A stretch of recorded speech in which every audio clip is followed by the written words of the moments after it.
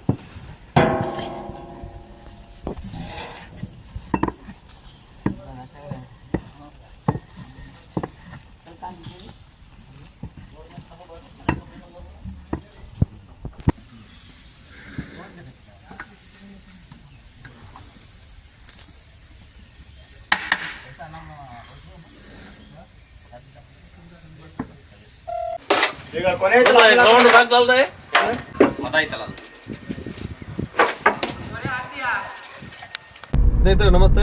LPG ಸಿಲಿಂಡರ್ಗಳ ಅಲಭ್ಯತೆ ಏನಿದೆಯಲ್ಲ, ಅದು ಶಿವಮೊಗ್ಗದ ಸಕ್ರೆಬೈಲು ಆನೆ ಕ್ಯಾಂಪ್ಗೂ ಕೂಡ ತಟ್ಟಿದೆ. ಅಲ್ಲಿ ಒಂದು 24 ಆನೆಗಳಿದಾವೆ. ಅವುಗಳಿಗೆ ಆಹಾರ ಬೇಯಿಸೋದಕ್ಕೆ ಸಿಲಿಂಡರ್ ಇಲ್ಲ, ಸಿಗದೇ ಇರೋದ್ ಕಾರಣದಿಂದ ಕಟ್ಗೆ ಒಲೆಯಲ್ಲಿ ಬೇಯಿಸ್ತಿದ್ದಾರೆ. ಕ್ರಾಲ್ ಇದೆ ಆ ಭಾಗದಲ್ಲಿ.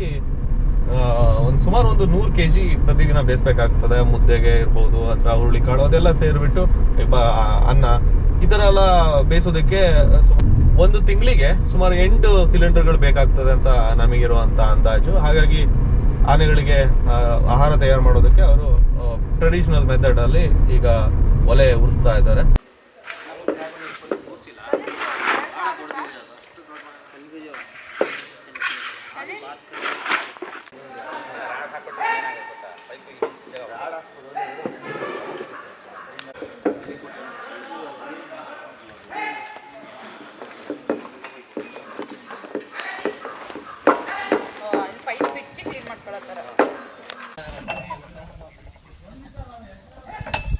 ಹಳೇದೊಂದು ಕ್ರಾಲ್ ಇತ್ತು. ಆ ಕ್ರಾಲ್ ಅಲ್ಲಿ ಅದು ಆ ದಿಮ್ಮಿಗಳೆಲ್ಲ ಇದ್ದು ಅದು ವೇಸ್ಟ್ ಆಗಿತ್ತು. ಹಂಗಾಗಿ ಅವುಗಳನ್ನ ಉರುವಲಾಗಿ ಬಳಸ್ತಿದ್ದಾರೆ. ಮತ್ತೇನು ಬೇರೆ ತರ ಏನು ಕಟ್ಗೆ ತೆಗಿತಿಲ್ಲ ಅವರು.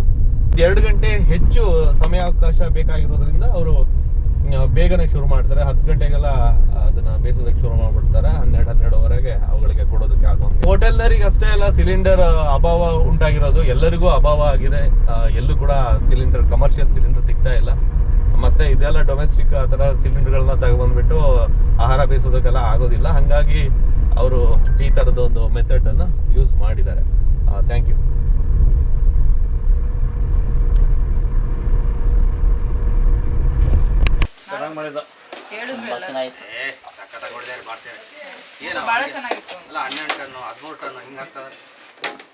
ನಿಮ್ದು ಒಂದೇನೆ ಕುಂತಿನ ಇಲ್ವಾ?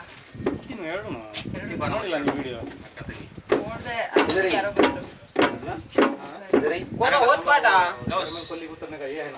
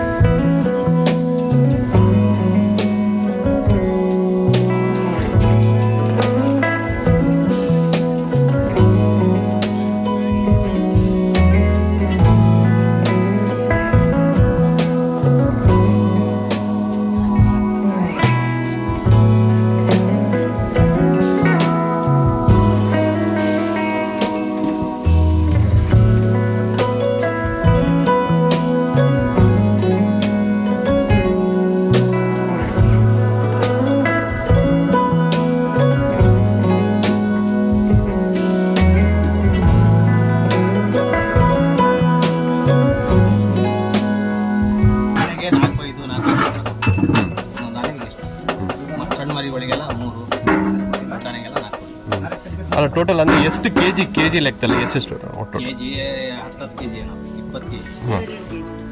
ಒಂದು ಆನೆಗೆ 2 ರಿಂದ 3 ಕೆಜಿ. ಒಂದು 100 ಕೆಜಿ ಅಷ್ಟು ಬೇಯಿಸ್ಬೇಕಾಗತ್ತಾ ಒಂದು ಪ್ರತಿದಿನ ಮೇಡಮ್? ಒಂದು 100 ಕೆಜಿ. ಹಾಂ ಹಾಂ ಒಂದು 12 ಕೆಜಿ ಕುಚ್ಚಲಕ್ಕಿ. ಹಾಂ ಓಕೆ. 100 ಕೆಜಿ.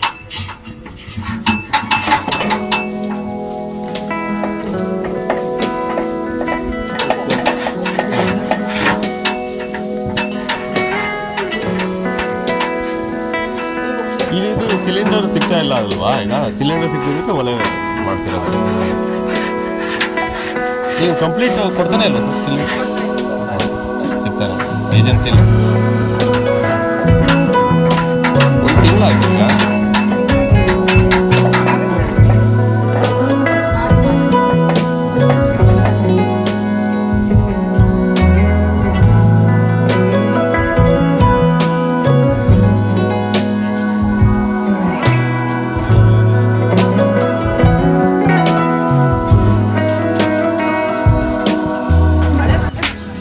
ಮಳೆ ಬರ್ತಾನೆ ಇದೆಯಲ್ಲ, ಹಾಂ ಹಾಂ ಹಾಂ.